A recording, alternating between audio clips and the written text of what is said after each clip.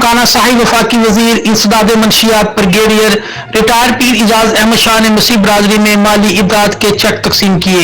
Deputy commissioner office में वजीर आला पंजाब शिकायत सेल का इफ्तिताह किया और सैयदवाला में 74 बेड पर मुश्तमिल अस्पताल कॉलेज का संगे बुनियाद भी रख दिया। ननकाना साहिब जिला कौंसिल हॉल में तकरीब मुनक्किद हुई, जिसमें वफाकी वजीर बराए इंसदाद मंशियात इजाज अहमद शाह ने बतौर मेहमान खुसूसी शिरकत की।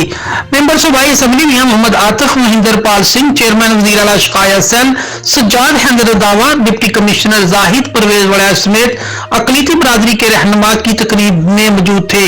वफाकी वजीर इंसदाद मंशियात brigadier retired Ijaz Ahmad Shah, member सूबाई असम्बली मियां मोहम्मद आतिफ और महिंदर पाल सिंह ने मसीह बरादरी के मुस्तहिक अफराद में माली इमदाद के चेक तकसीम किए।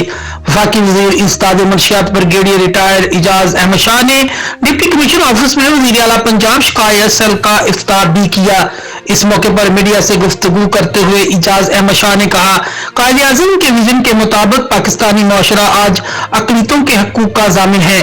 वजीर आजम पाकिस्तान इमरान खान के सर पर अल्लाह का हाथ है।